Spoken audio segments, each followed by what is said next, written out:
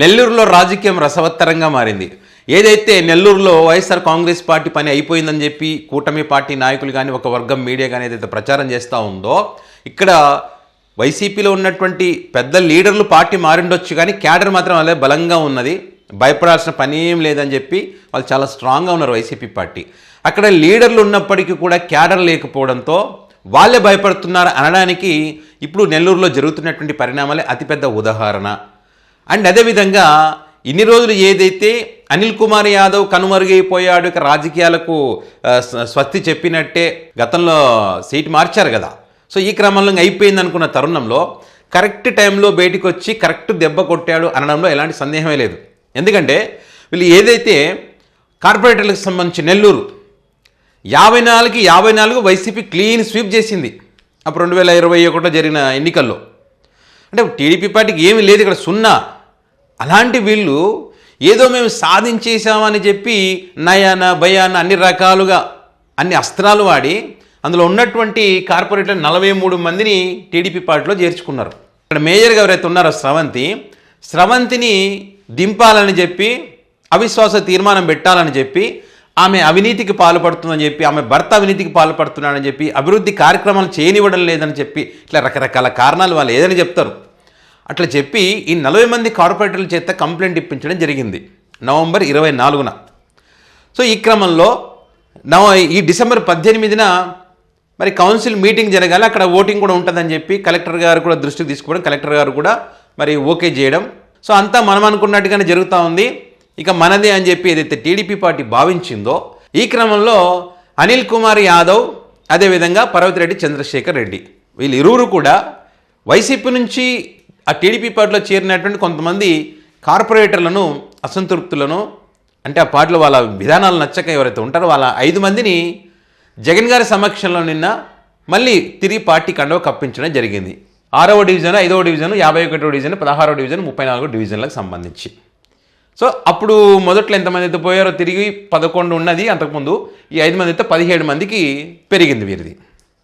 ఇంకో ట్విస్ట్ ఏమిటంటే ఇక్కడ మరికొంతమంది కూడా టచ్లో ఉన్నారు, రావచ్చు ఈ అవిశ్వాస తీర్మానం జరిగేలోపు అనే చర్చ కూడా బలంగా నడుస్తున్నటువంటి తరుణంలో టీడీపీ పార్టీలో భయం పుట్టుకుంది. సడన్గా షాక్ వాళ్ళకు, ఎందుకంటే వాళ్ళు సవ్యంగా జరుగుతుందని ఏదైతే అనుకున్నారో సడన్ ఎంట్రీతో వాళ్ళకి షాక్ ఇచ్చాడు అనిల్ కుమార్ యాదవ్.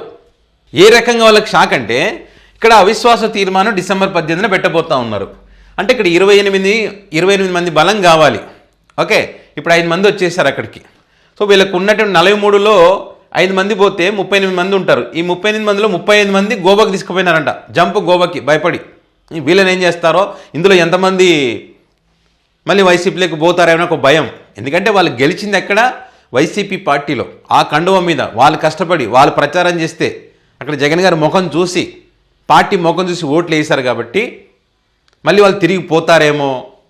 ఇక్కడ ఆల్రెడీ కడపకు సంబంధించి మనం చూసినాం, ముద్దనూరుకు సంబంధించి మనం చూసినాం, మహిళా ఎంపీటీసీలు ఇట్లా చాలామంది పార్టీ మీద గెలిచాం కాబట్టి ఇక్కడే ఉంటామని చెప్తున్న తరుణంలో వీళ్ళలో కూడా మార్పు వస్తుందని ఒక చర్చ ఉంది. సో వీళ్ళు ఎక్కడ వెళ్ళిపోతారో ఏమో, ఎందుకంటే నిజాయితీగా వాళ్ళు గెలిపించుకుంటే కదా, వాళ్ళు అయితే కదా, వాళ్ళు కాదు కాబట్టి భయంతో తీసుకొని వెళ్ళిపోయినారు. చూడండి మంచి ప్రభుత్వంలో ప్రజాస్వామ్యం ఎంత అద్భుతంగా పనిచేస్తుందో. వాళ్ళు తీసుకొని జంపు అంటే ఇక్కడ ఏంది, ఇంకో 10 మంది కనుక వైసీపీ పార్టీలకు పోతారేమో, మనం అనుకున్నది జరగదు కదా అనే ఒక భయం. 28 బలం కావాలి, ఉన్నది 35, అందులో 10 మంది పోతే అయిపోయి క్లోజ్. సో వీళ్ళు ఏం చేశారంటే భయపడి నిన్న ఏదైతే జగన్ గారి సమక్షంలో పార్టీలో చేరారో వాళ్ళు తిరిగి ఇంటికి వెళ్తుంటే మధ్యలో ఈ రవిచంద్ర కార్పొరేటర్ అని మస్తానమ్మ, ముఖ్యంగా రవిచంద్రని పోలీసులు వచ్చి పట్టుకుపోయినారంట. యూనిఫామ్లో లేరు, తీసుకుపోయినారంట. ఒక టెన్షన్, ఏమైంది అని చెప్పి ఉత్కంఠమైన పరిస్థితి. నిన్న అనిల్ కుమార్ యాదవ్ పోలీస్ స్టేషన్ ముందు కూడా పోయి కూర్చున్నాడు, అక్కడ కూడా పోయి మాట్లాడడం జరిగింది. వాళ్ళు ఏం చెప్తారు, లేదు ఒక స్థలం కబ్జా చేశాడు కాబట్టి తీసుకొచ్చినామని చెప్తాడు. కబ్జా అంట, మొన్నటిదాకా కనిపించలేదు కబ్జా, వైసీపీలో చేరేసరికి కబ్జాలు గుర్తుకొచ్చినాయి. కబ్జా అంటాడు.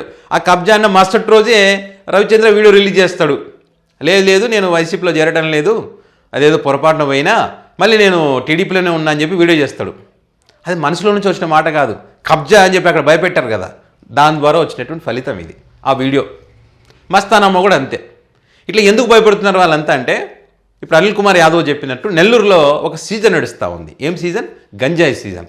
ఎవడైనా మాట వినకపోతే గంజాయి కేసు, ఎవడైనా మాట వినకపోతే ఇంకో వేరే ఏదో కేసు ఇరికిచ్చు. ఇప్పుడు కబ్జా అన్నారు కదా, ఆ టైప్. కాబట్టి ఈ కేసులకు భయపడి ఎందుకు వచ్చిన బాధ? సరే పోతే పోనీ ఇంకొక 6-7 నెలలు ఉంటే మళ్ళీ ఎన్నికలు వస్తాయి. సో ఈ భయంతో వాళ్ళు సరే అని చెప్పి మళ్ళీ వీడియో రిలీజ్ చేసి లేదు మేము టీడీపీలోనే ఉన్నామని చెప్పి చెప్తున్న పరిస్థితి. మళ్ళీ యూటర్న్ తీసుకోవాల్సిన పరిస్థితి వస్తుంది. అయినా కూడా వారిలో భయం. ఏమో పైకి ఇట్లా అన్నా రేపు రోజు వస్తారో రారో, అవిశ్వాస తీర్మానం నెగ్గుతామో నెగ్గమో, మనం అనుకున్నది జరగకపోతే పరుగు పోతుంది అనే ఆలోచన ఉంది. కాబట్టి 35 మందిని తీసుకొని గోవాకి జంపు. చూడండి ఎన్ని కీలక మలుపులు తిరిగిందో చూడండి ఒక రోజులోనే. అంటే ఇక్కడ కరెక్ట్ టైంలో కరెక్ట్గా అనిల్ కుమార్ యాదవ్ టీడీపీ పార్టీని దెబ్బ కొట్టాడు అనడంలో ఎలాంటి సందేహం లేదు. అండ్ అదేవిధంగా పర్వతిరెడ్డి చంద్రశేఖర్ రెడ్డి కూడా చాప కింద నీరులాగా పని కానిచ్చేశారు. ఇంకా కొంతమందిని కూడా తీసుకొస్తున్నారు అనే చర్చ బలంగా వినిపిస్తూ ఉంది. అనిల్ కుమార్ యాదవ్ అందుకే అంటున్నాడు, నీ కండువ మీద గెలవలేదు, నువ్వు ప్రచారం చేయలేదు, నువ్వు ఆర్థికంగా వాళ్ళని ఆదుకున్నది లేదు, చేసింది లేదు. సో అయినప్పటికీ కూడా నువ్వు వాళ్ళందరినీ తీసుకొని జంప్ అయ్యావంటే, భయపడిపోయావంటే, అధికారంలో ఉన్నప్పటికీ కూడా వాళ్ళని పంపించేసావంటే అది మా గెలుపు అన్నట్టే. నువ్వు భయపడ్డావంటే మేము గెలిచినట్టే. సో ఏదేమైనా కూడా నెల్లూరు రాజకీయాలతో రసవత్తరంగా మారినాయి. అదే ఒక 24 గంటల్లోనే ఇన్ని కీలక మలుపులు, ట్విస్టులు అంటే నిజంగా రసవత్తరంగా వాడివేడిగా ఉన్నట్టే లెక్క. సో చూద్దాం 18వ తారీఖు వరకు ఇవన్నీ ఏం జరుగుతాయి. ఇంకా మరి కొంతమంది వస్తారంటున్నారు కదా, వస్తారా? ఇప్పుడు వచ్చినటువంటి వాళ్ళు ఇక్కడే ఉంటారా, మళ్ళీ తిరిగి పోతారా, ఏం చేస్తారన్నది చూడాలి.